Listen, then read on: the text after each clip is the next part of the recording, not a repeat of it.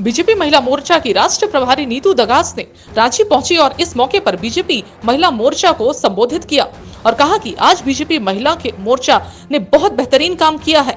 साथ ही हमारे यशस्वी प्रधानमंत्री नरेंद्र मोदी ने देश की महिलाओं के लिए जो कुछ कर सकते थे वो कर रहे हैं।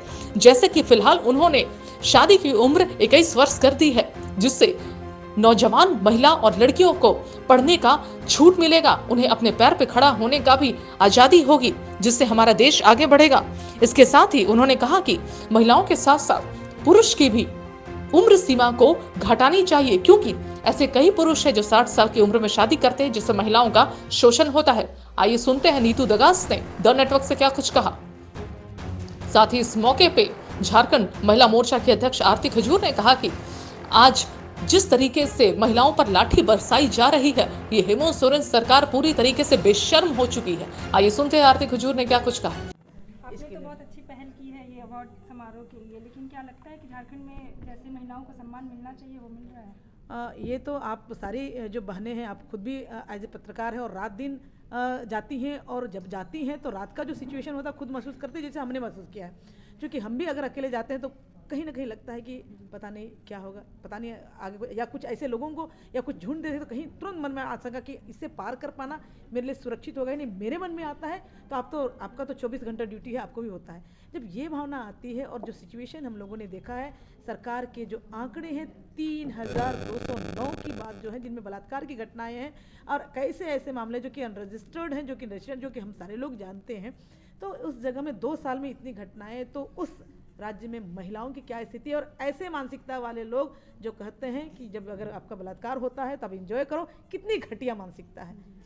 तो उस स्थिति में ऐसे लोगों की जो सरकार होगी और वैसे मुख्यमंत्री पर जिन पर कि खुद पर बलात्कार का आरोप है, बाकी महिलाओं के लिए क्या सुरक्षा करेंगे और ऐसे महिलाओं की क्या मनस्थिति सोचेंगे और क्या काम करेंगे, ये बहुत बड़ा क्वेश्चन मार्क है। और इसीलिए आज हम झारखंड में महिलाएं सबसे ज़्यादा प्रताड़ित हैं, और उसमें से भी आदिवासी महिलाएं सबसे ज़्यादा प्रताड़ित हैं, बलात्कार की शिकार हैं, हत्या और ऐसी तमाम घटनाओं की शिकार हो रही है। रूपा त्रिकी केस में क्या कुछ अभी अपडेट है? रूपा त्रिकी वाले केस में जो FIR माने कोर्ट ने, हाई कोर्ट ने CBI जांच की बात करी और उस पर चल रही है। और चूँकि ST/SC केस में उस पर जो किया गया था उसमें अविलंब केस करना था, तो अविलंब केस नहीं हो पाया था। अभी 1 सप्ताह पहले भी हम लोगों ने पता किया था, नहीं कर पाए थे।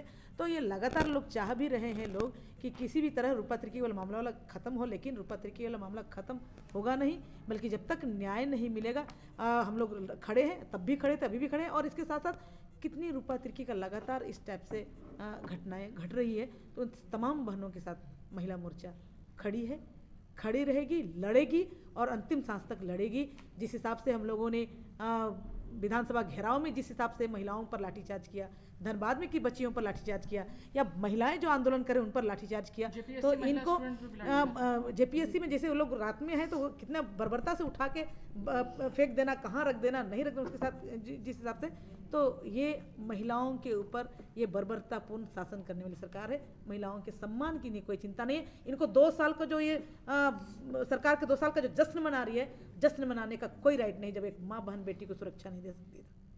बिंडल मार्केट में जो सब्जी विक्रेता है, अब महिला मोर्चा का कमान अब संभाली हुई है, खुद इतनी कम उम्र में और इतनी यंग में ये देखकर काफी अच्छा लगा। इस बात पर आप क्या कहेंगे देश की महिलाओं को इस तरीके से? देखिए, बड़ा ही स्वर्णिम काल चल रहा है मोदी जी के नेतृत्व में, और वो चाहे पार्टी की यंग से यंग कार्यकर्ता हो या लगातार जिन्होंने बहुत अनुभव हासिल किया है, उनको हर तरह से जो है उनको हर क्षेत्र में आगे रखा जा रहा है। और हमारे राष्ट्रीय मीडिया प्रभारी के और बहुत ही संतुलन है, जो एक कहते हैं ना कि जेंडर इक्वलिटी उसमें होनी चाहिए। तो राष्ट्रीय महिला मोर्चा में हमारे प्रभारी जो है एक पुरुष है, और पूरा संचालन है वो महिलाएं भी कर रही हैं। तो ये एक संतुलन और महिलाओं को आगे रखना, तो ये पार्टी का जो है नेतृत्व है, और हम लोग बड़ा गर्व महसूस करते हैं उनके विजन के अंतर्गत काम करते हैं। तो आप रांची आई हैं, यहाँ पे आपका क्या विजन है, क्या एजेंडा महिलाओं को स्पेशली ध्यान में रखते हुए? देखिए, आज का जो कार्यक्रम है, पहले मैं उसके बारे में बता देती हूँ। अटल अवार्ड, ये जो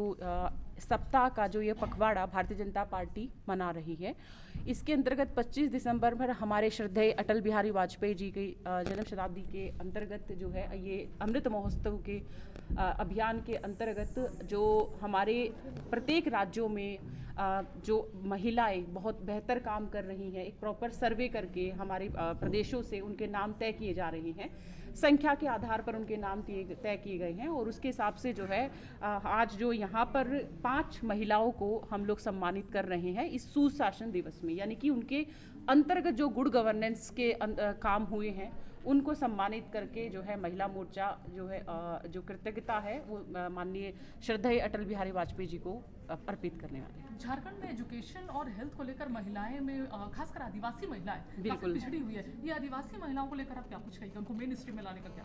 देखिए बिहार से जब झारखंड अलग हुआ था लगभग जो अभी जो डेटा आया है झारखंड सरकार 209 का जो डेटा आया है ये अपने आप में एक शर्मनाक है। तो किस प्रकार का काहे का आप जो है सेलिब्रेशन करिए, आपको माफी मांगनी चाहिए। इसके अलावा जी जैसे कि एसडीएम कर्मचारी बैठे उनमें काफ़ी महिलाएं भी बैठी हुई हैं धरना पे, सेंट्रल गवर्नमेंट से वो पास हो चुका है लेकिन राज्य की जो ऐसी सरकार है वो पास नहीं कर रही। बिल्कुल ऐसी बहुत सारी समस्या है। ये जो आपने एक समस्या का जिक्र किया है और जो केंद्र की अनेकों योजनाएं हैं जो कि राज्यों इस झारखंड में आके वो जो है जो धरातल पर नहीं हो रही है, चाहे उसमें हम केंद्र की आयुष्मान योजना का अगर हम तथ्य निकाल कर देख ले तो वो यहाँ पर जो है लोगों तक नहीं पहुँच रही है। कृषि सम्मान जो है वो नहीं, जो कृषि सम्मान निधि के अंतर्गत जो भेजा जाता है केंद्र सरकार से 6,000 रुपये का भत्ता वो भी यहाँ पर नहीं पहुँचा जाता है।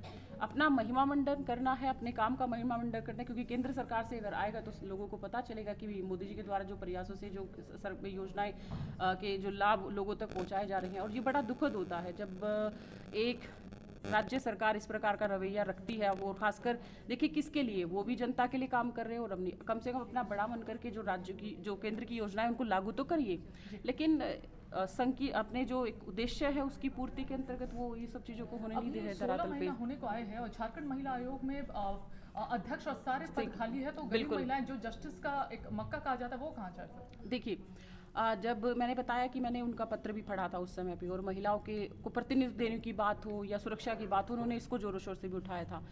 ये तो वायदा वैसे ही खोखला इनका साबित हो जाता है जब जितना इतना ये जो पद है इतना एमिनेंट पद है, इसकी इतनी ज़रूरत होती है क्योंकि इतनी लगातार समस्याएं होती हैं और कोई भी जो महिला है वो सीधा ये समझती कि भी महिला आयोग को संपर्क कर सकते हैं, लेकिन वो पद ही अभी तक अगर खाली है तो इससे गंभीरता पता चल जाती कि सरकार का जो रवैया है वो कितना गंभीर है। अभी दोनों अभी जो एज 21 हुआ है मैरिज का, लेकिन ऐसे कई पुरुष भी हैं जो 60 साल में शादी करते हैं और महिलाओं का इससे भी शोषण होता है। आपको लगता है पुरुषों का भी जो एज है वो बढ़ाना चाहिए, 21 करना चाहिए, आपको लिमिट करना चाहिए? हाँ, थोड़ा सा विषांतर तो है ये विषय, लेकिन अगर ये इस तरह की समस्याएं आती हैं और मैक्सिमम करना तो संभव नहीं है, लेकिन मिनिमम करना जो है एक होता है, क्योंकि ये कई समाज के लोगों के अलग अलग निर्णय भी होते हैं।